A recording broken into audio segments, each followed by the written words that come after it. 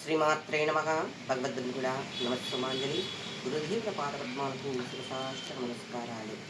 అనురాగానందయుక్తాయ శిష్యవాత్సల్యమూర్తగే చంద్రశేఖర శివాచార్య సద్గురుం ప్రణమామ్యహం.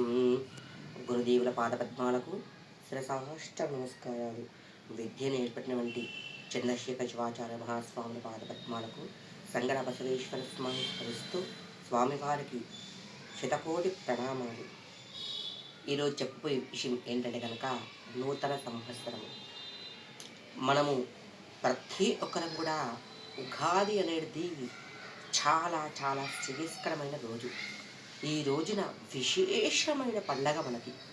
ఎందుకంటే కనుక కాలమాన ప్రకారంగా ఈ రోజుని మనకి సంవత్సరం పొడవున జరిగే ఎలాంటి ఉంటాయో జాతకరీత్యలో కానీ గ్రహచార ప్రకారం కానీ కాలమాన ప్రకారం కానీ కాలంలో కానీ అవన్నీ కూడా తెలుసా. పంచాంగం నందు బంగారం వెండి పప్పులు నూనె పెరగడం కూడా తెలుసా. పంచాంగం మొత్తం తెలుసా అన్ని విశేషంగా వివరంగా ఇస్తూ ఉంటారు. ఎందుకంటే కనుక చంద్రుడు ఉంటే రాజు ఉంటే ఏమవుతుంది, మంత్రి ఉంటే ఏమవుతుంది, ఇవన్నీ విశేషంగా ఉంటాయన్నమాట. అంతేకాకుండా ఈ రోజున జగదాంబిక జగన్మాతని నవరాత్రులు ప్రారంభం. అంతేకాకుండా ఈ రోజున ఏం చేసుకుంటే కనుక మనకి క్షేమకరము అంటే కనుక ఈ రోజున ప్రతి ఒక్కరు కూడా తెలుసా విఘ్నేశ్వరుని ఆరాధించాలి. విఘ్నాధిపతిని ఎలా ఆరాధించాలో వివరంగా చెప్పుచున్నాను. ప్రతి ఒక్కరు తెలుసా ప్రతి దేవాలయంలో కూడా స్వామివారికి అభిషేకార్పణ జరిపిస్తూ ఉంటారు. ఒకవేళ కనుక అభిషేక సమయం అనుకూలంగా ఉంటే అభిషేక సమయంలోకి వెళ్ళండి.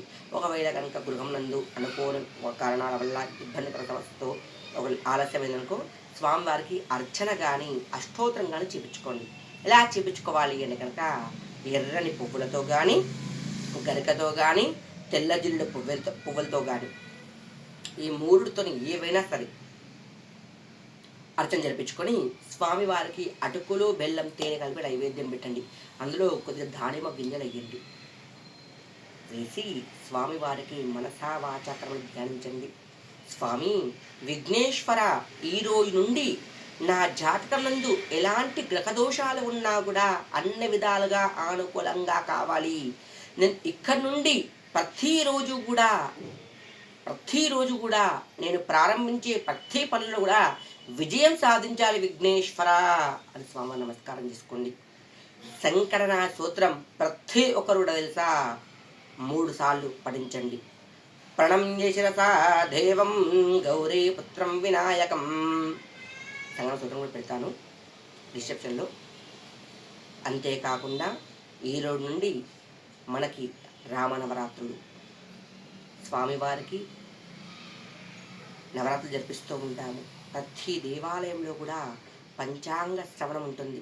ప్రతి ఒక్కరు కూడా తెలుసా గుళ్ళోకి వెళ్ళేసి స్వామివారి అనుగ్రహంతో పాటు దర్శనంతో పాటు పంచాంగ శ్రవణం కూడా అందరూ చేసుకొని రండి. అంతేకాకుండా పచ్చడి ఎప్పుడు తాగాలో చెప్పుతూ ఉన్నాను. పచ్చడి ఉదయం 9 నుండి 10 గంటల వరకు పచ్చడి తాగండి.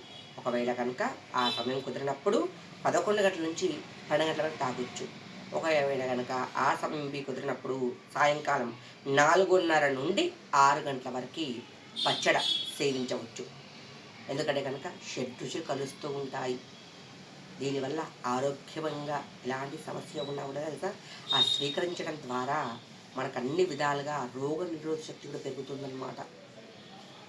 మన పూర్వీకులు చాలా చాలా అన్ని విధాలుగా అనుకూలంగా చేసి మనకి ఇవన్నీ పండుగలు సృష్టించారన్నమాట. కావున ఆ జగదాంబిక జగన్మాత కృప అందరిపై ఉండాలి. రేపటి నుండి వసంత నవరాత్రుల ప్రారంభము అన్ని విధాలుగా అనుకూలంగా ఉండాలని చెప్తూ ఉన్నాను. అంతేకాకుండా ఇంకోటి వీడియో నందు కూడా తెలుసా వసంత నవరాత్రి ఎలా జరుపుకోవాలో వీడియో చూస్తూ ఉంటాను. శ్రీమాత్రే నమః.